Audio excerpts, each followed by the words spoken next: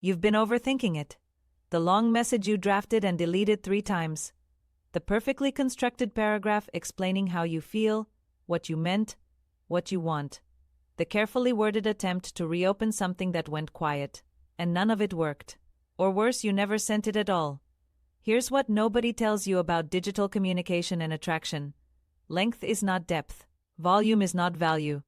And the more words you use to chase someone's attention, the more clearly you signal that you need it.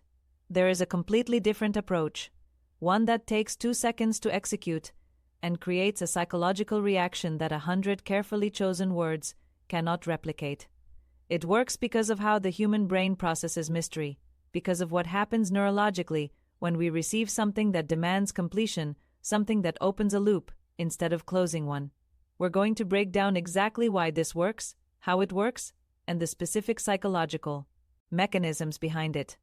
And sign number 4, the one that explains why brevity hits the emotional centers of the brain harder than any explanation ever could, is the insight that will permanently change how you communicate.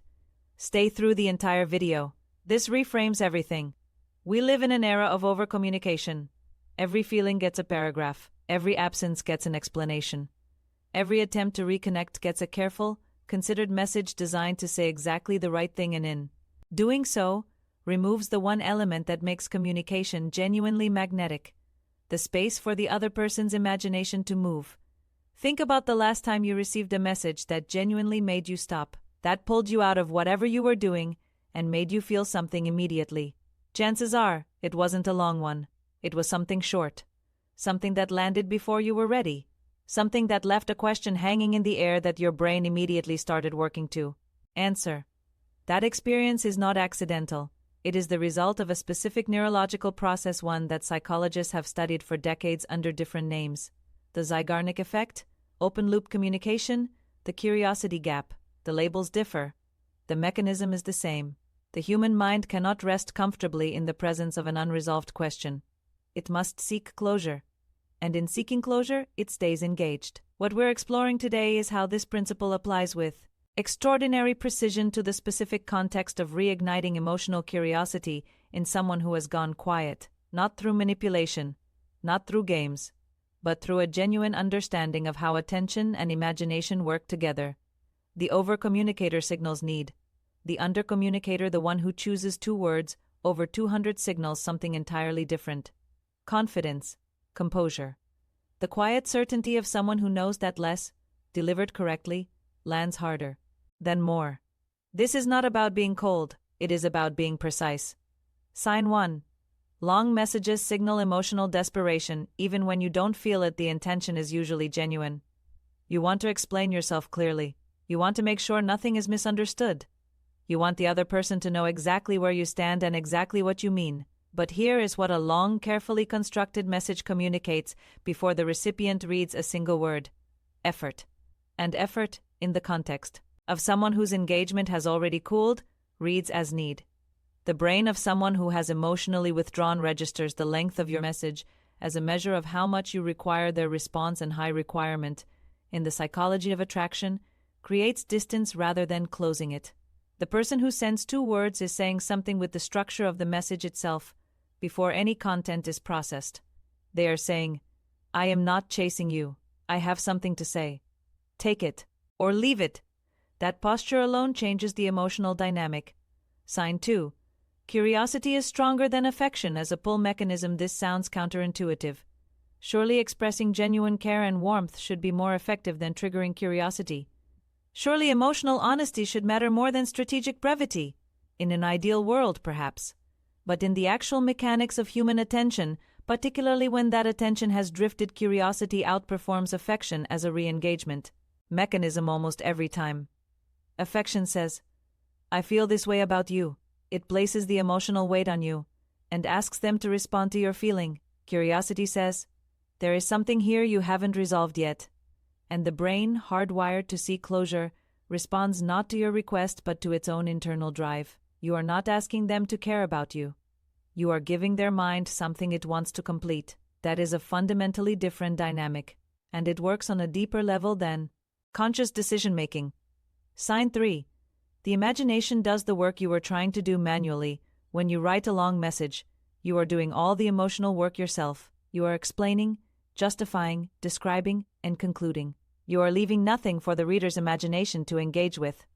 The result is a message that is easy to process, easy to file away, and easy not to respond to.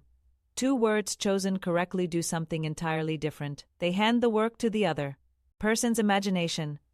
And crucially, the imagination always creates something more personally resonant than anything you could have written, because the story it fills in is drawn from their own emotional memory of you, from the moments that mattered, from whatever still lives in them that your presence once created. You are not writing the narrative, you are opening the space for them to write it themselves. And the narrative they write is one only they could write, which means it is the most compelling version of you they could possibly encounter. Sign 4. The open loop is neurologically impossible to ignore. This is the mechanism that underlies everything else, and it is the one most people have never heard explained in this specific context. The Zeigarnik effect, named after Lithuanian psychologist Bluma Zeigarnik, describes the brain's documented tendency to remember and remain preoccupied with incomplete tasks more persistently than completed ones. In her original research, she found that waiters could recall the details of unpaid orders with precision, but the moment an order was settled, it faded from working memory almost immediately. Completion releases cognitive resources. Incompletion holds them. What does this have to do with a 2-word text? Everything. A complete message, one that explains, describes, and concludes, is a closed loop. The brain processes it, files it, and moves on. There is nothing left to do with it. A 2-word message that implies something without stating it, that opens a question without answering it, is an incomplete task. And the brain cannot rest in the presence of an incomplete task. It returns to it. It works on it. It holds the sender in working memory, not because of emotional obligation, but because of a neurological function that operates below the level of conscious choice. They are not thinking about you because they decided to. They are thinking about you because their brain will not release the unresolved loop you created. 2 words, chosen for their implication rather than their information, can do in a second what 100 carefully written words cannot do at all. The specific words matter less than the structure. What works is anything that implies a story without telling it. Anything that suggests meaning without explaining it. You'd understand. I remembered. Still thinking. Made me laugh. Each of these opens a door. And the door that opens into their own imagination is the one they will walk through. Sign 5. Restraint communicates internal stability. There is something that psychologically healthy people radiate in their communication style, and it is this: they do not leak. They do not send everything they feel the moment they feel it. They do not open every internal experience to external inspection. They have a relationship with their own thoughts and emotions that is private, and that privacy communicates, without a word being said, that they are stable, that their world is not contingent on the other person's response. 2 words instead of 2 paragraphs is restraint, and restraint is one of the most effective nonverbal signals of internal stability available in digital communication. The person reading a short, calm, unhurried message from you is receiving a psychological impression of someone who is fine, someone who has things going on, someone who thought of them briefly, sent something, and moved on with their day. That impression, accurate or not, creates a specific and powerful emotional response in someone whose curiosity about you has been fading. It makes them wonder what you're moving on to. Sign 6. Brevity respects their autonomy, and autonomy increases desire. Psychological reactance, a well-documented phenomenon in behavioral psychology, describes what happens when a person feels their freedom or autonomy is being constrained. Their desire for whatever is being limited or pushed toward them actually increases, and their resistance to complying increases proportionally. A long, emotionally heavy message can feel, even when it isn't intended this way, like pressure, like a request that requires a response, like something that carries the weight of obligation, and obligation is one of the least attractive emotional states to be placed in. 2 words carry no obligation. They make no demand. They are not waiting for anything. They are simply there, a small offering with no strings attached, and the absence of strings is, paradoxically, what makes people reach for the thing. Sign 7. It opens a channel without entering the room. There is a specific skill in re-engagement that almost nobody talks about, the art of creating an opening without occupying the space. A long message occupies space. It fills the channel completely. It arrives and immediately requires something: attention, processing, a response. Even if that response is never sent, the internal burden of receiving it is real. 2 words: open a window. They suggest something is there without demanding to be let in. And this subtle distinction between arriving at the door versus cracking a window changes the emotional temperature of the entire interaction. It gives the other person the sensation of choosing, of coming toward something rather than being come toward. And that sensation of movement toward something, the feeling that you are choosing to re-engage rather than being pulled into re-engaging, is where genuine re-interest begins. If you pull back and look at every sign we've discussed, there is one underlying principle connecting all of them: cognitive ownership. When you overcommunicate, you take full ownership of the emotional content. You do the feeling, the explaining, and the concluding. You leave the other person nothing to own, nothing to contribute, nothing to resolve. And what people do not invest in, they do not value. The process moves through 5 stages. First, the overcommunicator fills all available space: no mystery, no gap, no unanswered question.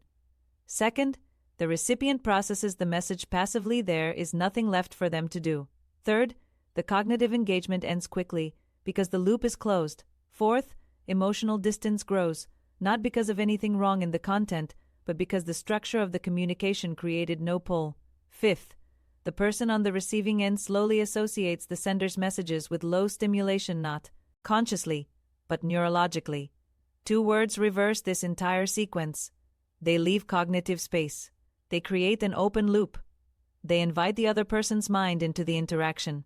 They transfer ownership of the emotional experience, and with ownership comes investment. With investment comes attention. And attention, in the context of a connection that has gone quiet, is the first sign that something is beginning to move again. The science underneath all of this is cleaner than most people expect. The human attention system has 2 modes of operation.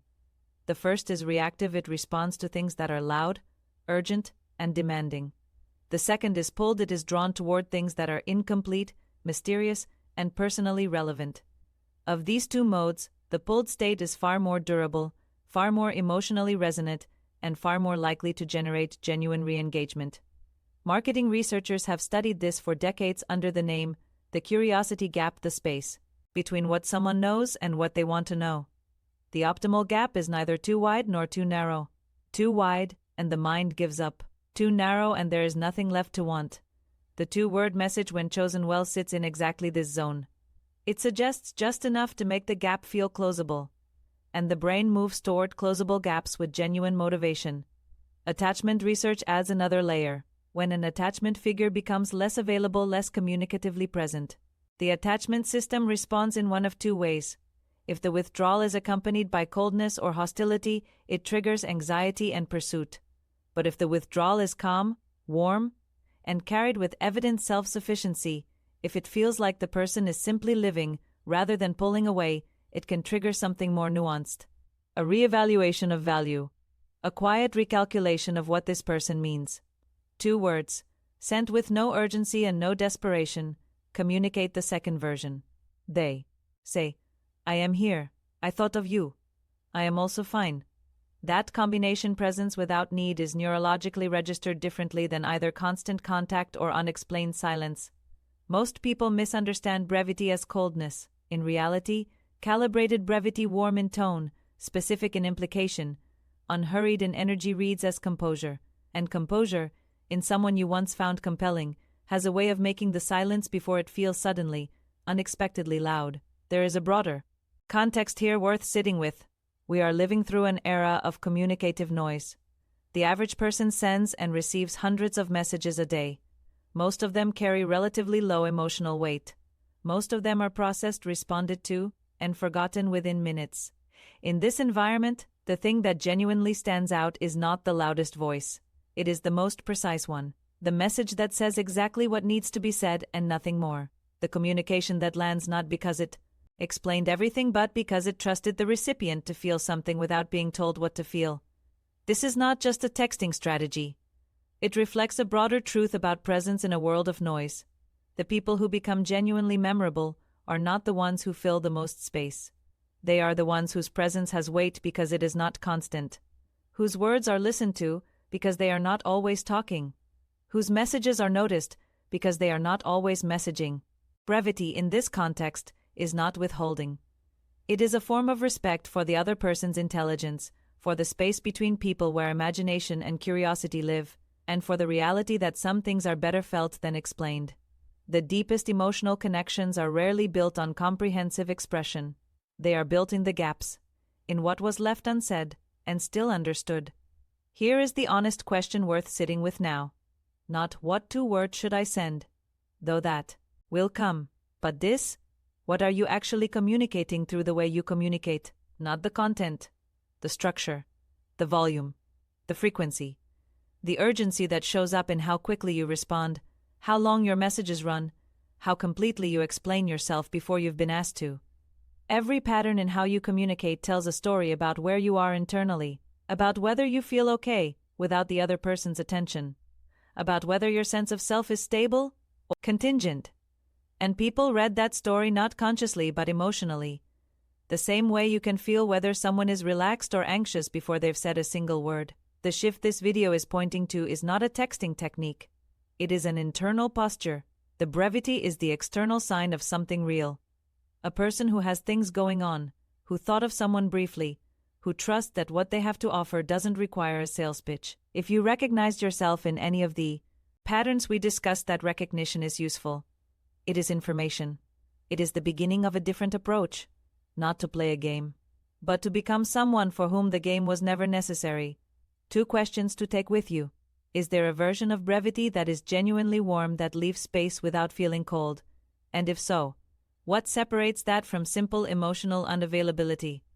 And this one, when someone who used to over-explain suddenly goes quiet and precise, does the other person notice the change because of what's missing, or because of what it implies about who that person has become? Think on that. We started with the idea that you've been overthinking it, and the truth is, more specific than that. You've been over-communicating in a way that quietly communicates the one thing you didn't want to communicate, that you are waiting, that your internal world is partially on hold, pending their response. 2 words chosen not for strategy but for precision say the opposite. They say, I thought of you. I don't need anything from you. I'm here, and I'm also fine. That combination is rarer than it sounds. In a world of overcrowded inboxes and emotionally exhausting conversations, a message that asks nothing and implies everything lands like a different frequency. You don't need more words. You never did. You need the right ones. And then the quiet confidence to stop there.